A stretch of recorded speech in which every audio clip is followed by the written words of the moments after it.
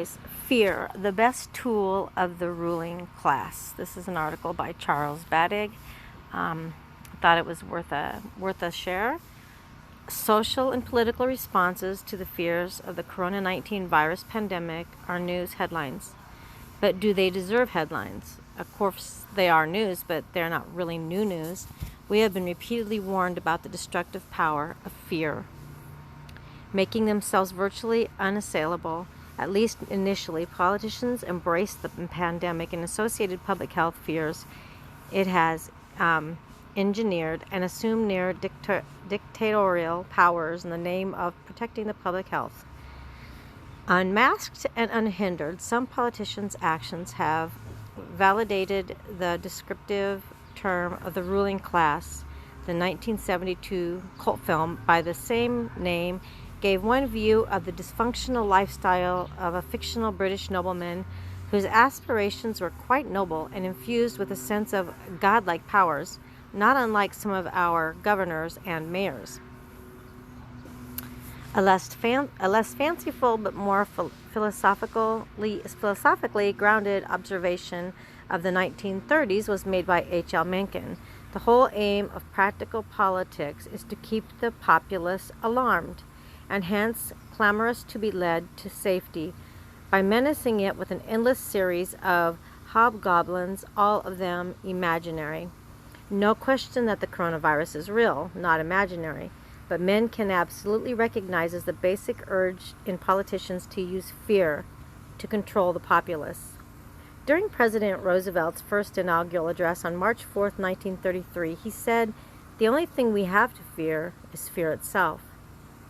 The more recent 2010 book by A. Codevella bears the name The Ruling Class and describes the outsized influence on American society by a clique of intellectuals scattered through the upper echelons of business, the media, political parties, and educational institutions.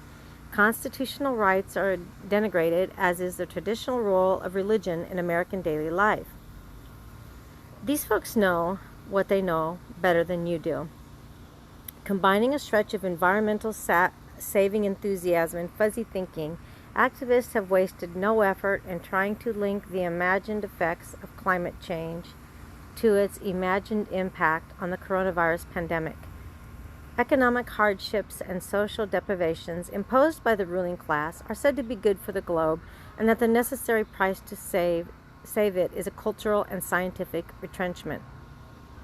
One author whose fictional narrative seems prescient in this current setting is Michael Crichton, whose 2004 State of Fear is a fictional thriller whose environmental and philosophical underpinnings are well documented by him, and whose validity has largely stood the test of time. Al Gore's perpetual prediction of global environmental disasters secondary to man-made carbon dioxide and fossil fuel use may have materialized in the intervening decade.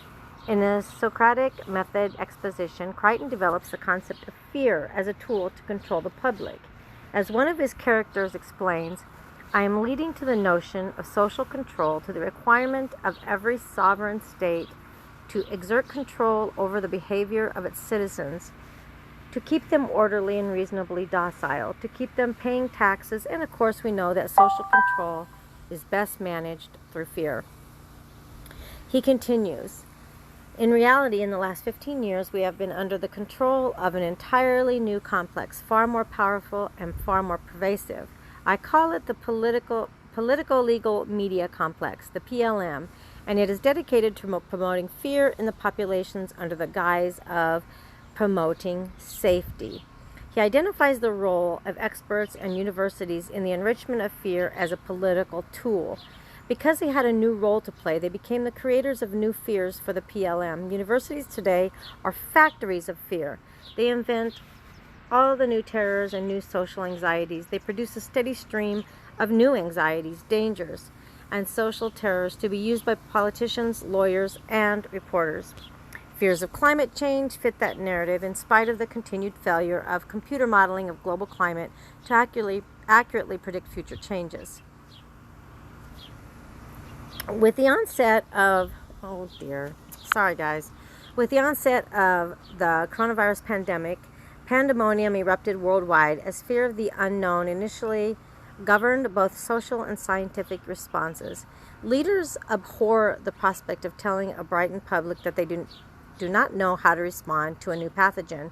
Informed response would require a learning curve time span to fully understand the clinical impact on the public, but no one wants to be the unfortunate guinea pig waiting nature's random death sentence. Experts in epidemiology and infectious disease were tapped for advice, and they turned to computer models for answers. Years of failed computer-based climate predictions would be no reason to doubt the ability of virus modeling to predict its worldwide impact. By mid-March, the computer had spoken, and British scientist Neil Ferguson reported that many millions would flatten the curve, entered the lexicon of the media. Though New noted that the area under the flattened curve likely contained the same area as the initial peaked curve. No small matter, because if the areas are the same, then the number of deaths represented would remain the same. They would take place over a long time interval. Subsequently, the computer-derived predictions of millions of deaths proved to be grossly exaggerated. Virologists and epidemiologists inhabit a different mental world than that of economists, sociologists, and physicians. And their recommended remedies might well kill the virus at some point, but the patient might also have been killed by the cure. This latter scenario has painfully played out over the past few months as the collateral damage to a highly integrated, interdependent, and complex modern society from the epidemiological cure of isolation implemented by the ruling class has become evident. Stay at home and avoid social contact is a simplistic failback to stop an epidemic in the 21st century. It may have been the only answer in the form of walled cities in the Middle Ages. It may work if you isolate that first infected person and prevent her from transmitting the pathogen. However, in the present pandemic, the pathogen was well out of the bottle long before it was recognized to be a new pathological entity. This virus has shape-changer variants in its clinical manifestations and makes accurate and timely tracking difficult. The pandemic may or may not be beginning to burn itself out. Only time will tell. However, there is no difficult seeing that global destruction of human lives secondary to near economic collapse. What also has been revealed is the latent enthusiasm with which the political ruling class has claimed the moral high ground in issuing edicts in the name of the public good. Stay at home. Orders range from weeks to months with no solid scientific justification for a particular time span, but with political, legal imperative. Wearing of masks by the general public has become a schizophrenic policy issue. Numerous studies claim that they are not protective against the coronavirus, especially the homemade cloth varieties. At 120 nm diameter, these virus particles are not filtered out by surgical or fabric face masks.